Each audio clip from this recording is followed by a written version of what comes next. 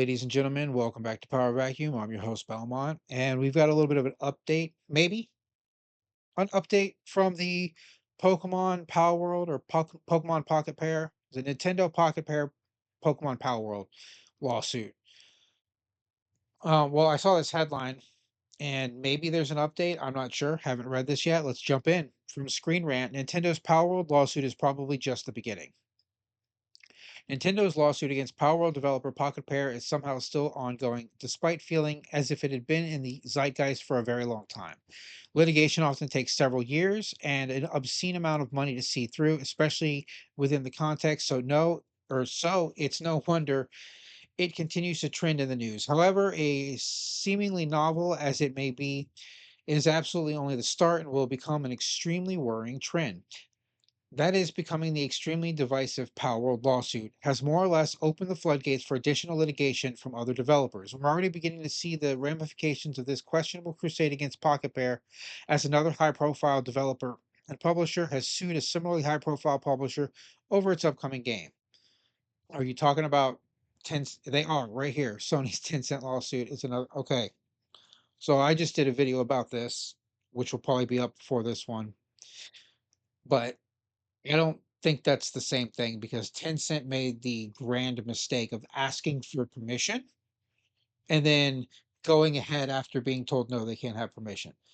Different circumstances here, really different. So that's important legally. It's an important distinction to make. Uh, all right, infringement claims the Power World lawsuit is the start of an entire new era of litigation. I did say that if Nintendo wins, this will be a new era of litigation. If they lose, it'll hopefully set precedents. People will be like, hey, listen, unless you want no one to play video games anymore, then mechanics can't be that special unless they're like insane. Like, I get it that the Nemesis system from Shadow of Mordor is absolutely insane, and it's one of the best RPG systems for story wise, and every story based RPG ever should have that. Especially if they're an action RPG, but I feel like you could get away with it in any RPG, even JRPGs. But to just waste it the way WB is sad. And when it becomes public domain, I hope people start making games with it. If not, I might just fucking, I don't know, I'll make my own. That's way too much work. But I'll ask people to make them, and they should because it's a great system. Why am I talking about Shadow of Mordor again? Oh, the lawsuit in general going through. Um, the Power World litigation may not be the first example of copyright infringement case in the world of video games, but it certainly feels like one of the most controversial. It's not copyright infringement, it's patent infringement. Again, so this just shows you're misconstruing the situation, Screen Rant. Well, let's see. Well, that is, unless you consider Sony's determination to destroy Tencent's upcoming open world game, Light of Motirum, controversial as well. I don't.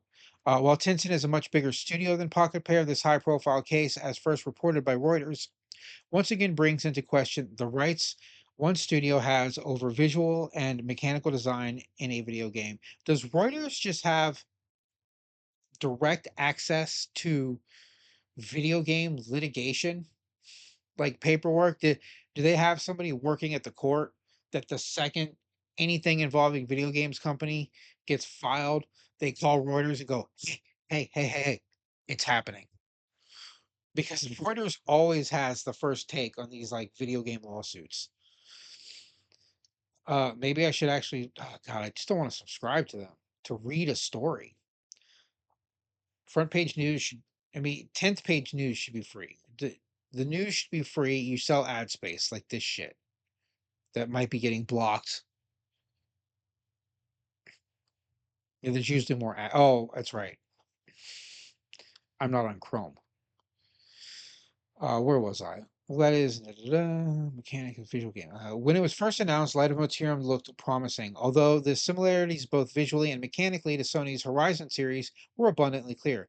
Both featured a red haired protagonist with a penchant for bows and spears, as well as a world overrun by dinosaur esque robots. It isn't hard to see why Sony claimed that Light of Motirum is a slavish clone of its Horizon games and is seeking 150,000 and all the game's materials so it can destroy them.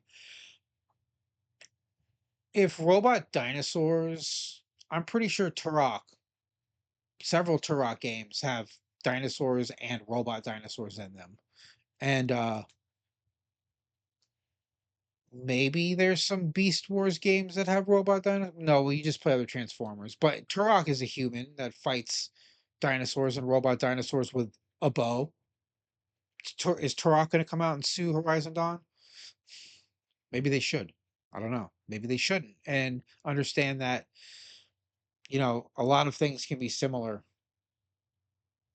But this one, again, Tencent really crossed the line by asking for permission twice, getting denied twice, and then making it anyway. Of course, there are key differences between Sony's litigation and Nintendo's. The case against Tencent is more about IP and how it has, at least in Sony's eyes, stolen core aspects of the Horizon IP and used them in Light of Motirum. Nintendo's case, on the other hand, is about specific design language and mechanics in patent law, not copyright. Nevertheless, both open a wealth of possibilities for other large scale developers and publishers to sue based on similar grounds, regardless of whether they win or lose the case specifically. Even if Nintendo loses, lawsuits probably won't stop. Video game copyright infringement cases have been happening for an extremely long time. Nintendo has made a habit of taking. Is this a new article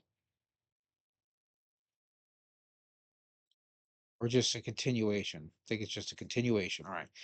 Nintendo had made a habit of taking down fan content, including in its largest DMCA takedown ever a few years ago during the early phases of Battle Royales. The publisher of PUBG, Bluehole Studio, and Epic Games over the similarities between it and Fortnite. However, the lawsuit against Power World is one of the first examples of a much larger studio suing a smaller AA team. Nintendo's losing the Power World lawsuit won't stop it or other publishers from suing smaller developers with fewer resources than Pocketpair for similar reasons. As aforementioned, Nintendo has frequently threatened to sue small creators and fan projects that it believes infringe on its copyright. Therefore, nothing is stopping it from taking down future projects that utilize a similar design language, as Power World did. The same goes for Sony, Microsoft, and any large publisher whose IP or patented merchandise are infringed upon. Of course, these publishers are within their rights to if their case is what in their rights to if their case is legitimate. Okay. With the rising popularity of indie games, the greater democratization of game development, and more crucially, the short history of video games, there's a good chance that there will be even more indies and AA projects that copy ideas from bigger publishers. Whether maliciously or not, those who grew up playing Nintendo, Sony, or Microsoft games are now developing their own, and they might not even realize they're doing it because it could be subconscious. That's why retroactively changing a patent should be illegal. Having retro additions being added to a standing patent should be illegal. All patents should be separate, filed separately.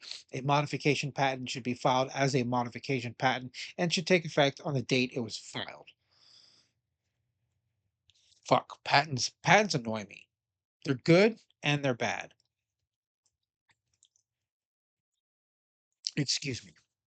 Um, it's all leading to a cycle of repeated ideas, as was the case with the movie industry, the comic industry before that, and of course, novels before that.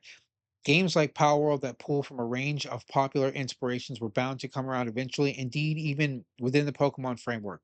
There have been numerous copycats for years. Temtem, Nexamon, and Coromon are just a few examples of games that ape the Pokemon formula.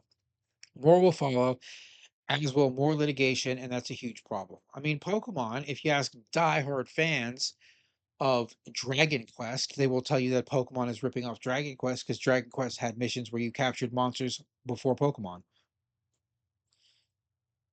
But Pokemon is suing over patent, not copyright. They're suing over specific functions of mechanics, which is why it's a unique case and obnoxious because of patent laws and how they work, which is obnoxiously.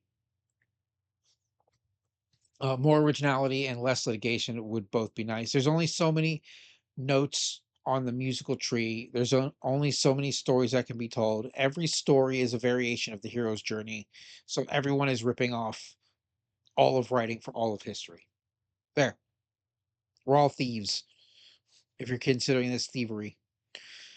The problem lies more with smaller creators being forced out of pocket to change fundamental aspects of their games, or being shut down altogether due to legal costs, or having projects they've invested heavily in be shut down by bigger publishers. For example, Pocketpair was forced to change a key Power World mechanic as a result of the case against it, and should Tencent lose production of Light of Motiram, will cease completely. They did not. Okay, they chose to, they weren't forced. They weren't compelled to do it. They felt it would help their case to do it, to show that if they believe any wrongdoing, that efforts would be made.